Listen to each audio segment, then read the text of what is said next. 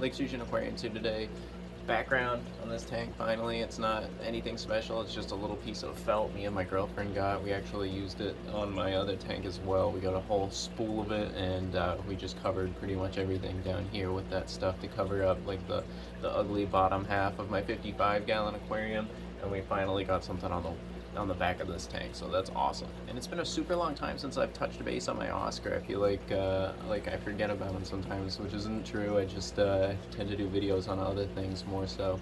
But I got Sheila with me today, and we're just going to talk about what's been going on in this aquarium. So in this aquarium, we've got some really cool activity with the predatory fish. I mean, they got these guys, just the way they act compared to schooling fish and regular other tropical fish is just completely different. It's so cool. And watching their behavior interact with each other, it's really kind of cool. It's not something you see every day with other types of fish. So there's a little bit of sass in there, obviously, with the fish. It's to be expected. I've seen the Oscar kind of go after the bichers, and the bichers go after the Oscar, and I've touched base on that before. And it does happen, and you're gonna see that kind of behavior when you're keeping fish like this, even if they were with any other fish. I mean, that's just how these cichlids and the bichir are. This is how they are. They're very curious fish, and they can be kind of territorial 100% of the time. So you definitely are gonna get a little bit of interaction with them, but with their size right now, these guys completely cannot do any damage to each other. And that's pretty cool. So right now they're just kind of getting used to each other, and I think by the time these guys really grow like considerably, that's really when it's going to be they've been in the tank for so long together, they've been paired up for a long time, not paired up, but like they've been in each other's presence for years and years. And I know that cichlids can change sometimes. One day they might snap and do something, but I have faith that these guys are going to be just growing together, and they're going to leave each other alone. I'm still really working hard with the diet on these fish. I mean, these guys only get the protein feed about once a week still, and the Oscar mainly gets a nice vegetable diet of the unshelled peas and any other kind of vegetable I think you might want, like romaine lettuce and just different kinds of stuff, even chunks of cucumber sometimes. And he does get like seaweed flakes and stuff like that. There's like little, it's like a little seaweed kind of infused garlic blend of seaweed, really. It's some sort of flake food that you can kind of give to your fish, and that's really good for him too. And I've given that to him, and he really seems to like that. He tears it up. It's really fun watching him do that.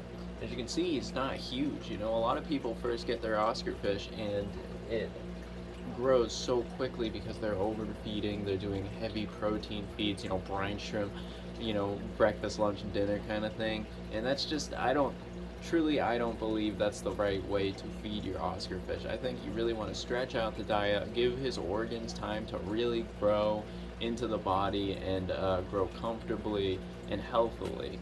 And the bichers, they really are more so a meat-based fish. I mean, these guys only tend to go after, the protein-rich food. Yeah, Sheila checking out the Oscar. That's kind of funny. They kind of really go after the meat-based pellets, and definitely the bloodworms and brine shrimp and stuff like that, but not so much the peas. They've actually never even eaten a pea. They have no desire to, and that's just how they are, and I'm not gonna force it down their gullet by any means, but that's just kind of what these fish are about, and I'm learning about it as I go, and it's really cool. It's really fascinating seeing the behavior on the bichir in general. I've never ever kept them before, but the time I've been keeping them, I've learned so much.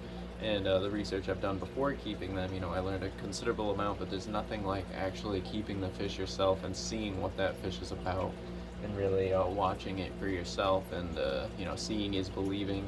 Everything you see is learning, so that's really cool. But yeah, for the most part, the Oscar is the king of the tank. He swims around dead center, he does his thing, he kind of knows he's the kingpin in there, at least he aspires to be. I feel like the bichers can definitely take him if they wanted to, but like I said, there's really no fighting in here. But yeah, I just wanted to give a really nice update of the Oscar. He's still kicking. The bichers are still good. They're totally fine, no issues at all. It's actually due for a water change in here today, so that's going to be a lot of fun. And we've got the cool background on there, which is kind of cool. It's just black, but maybe someday I'll try something a little different, but for now, that's way better than looking at the wall out back with like the paneling like I had before. But I just wanted to thank everybody for watching the video. Thank you so much, and I hope you guys have an awesome rest of your day. Thank you.